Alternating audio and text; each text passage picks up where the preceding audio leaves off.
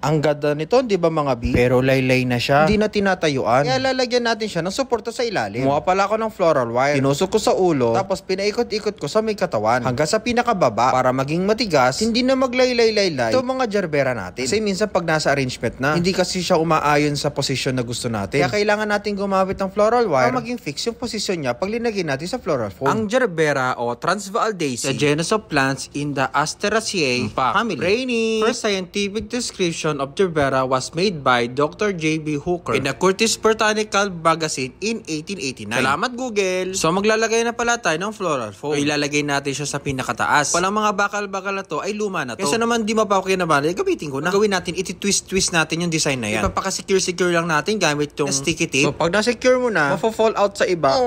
Na-miss mo na naman yung crush mo. Kasi hindi mo sinecure. Na-fall out sa iba. Pero anyways mga ay tatakpan na natin itong floral foam natin. Ang leather ferns. Ang ganda. So ilalagay na natin itong mga gerbera. O diba hindi na naglalantutay. Tigas na siya. Tapos lalagyan din natin ng mga rosas. Bali kulay mauve pala yung gagamitin natin. So 5 pieces lang pala yung ginamit ko. Ginawa ko, binuka ko yung mga petals para lumaki at maging mas maganda. Mamit din pala ako nito mga double color na baby roses. At linagay ko sa mga sulok-sulok ng mga rosas. Para mas maging mukhang madami. Mas maging kasing perfect. Ng kaibigan mo pinagsasabihan ka sa love life. Pero pag siya naman nagkaroon ng love life, syusyunga-syunga rin. Lagyan na rin pala ako nitong mga stoma. Para mas maging fresh. At para mas maging vibrant yung itong arrangement natin. Ayun, mekos-mekos lang din. At dahil meron pa ako mga tira-tirang mga wax, dinagdag ko na. Kasi nga pang baby girl itong arrangement natin na ito. Papakaganda-ganda ko. At para sa design na to, dahil nauuso yung mga paro-paro G, maglalagay tayo ng mga pa-butterfly effect dyan sa ilalim. Gumamit lang din pala ako ng floral wire at kinagbit ko yan at sinabit ko dyan sa mga ilalim na yan. Para may illusion ng mga lumilipad-lipad. Parang chismis, diba? Pakpakang balita. Karet, nilagay lang natin para mas maging fresh. For additional freshness, spray na rin natin ng water. Ito na ang ating finished product. Mga binagandaan ba kayo? Kung nagandaan kayo, comment down below. At i-share nyo na rin ang video na ito. Malay nyo sa katapusan, kayo na ang manalo ng ating pajikas per month. So ano pang hinihintay nyo mga B? I-share na ang video na ito. And maraming salamat pala sa lahat ng mga nanood. Nagmamahal. Thank you B!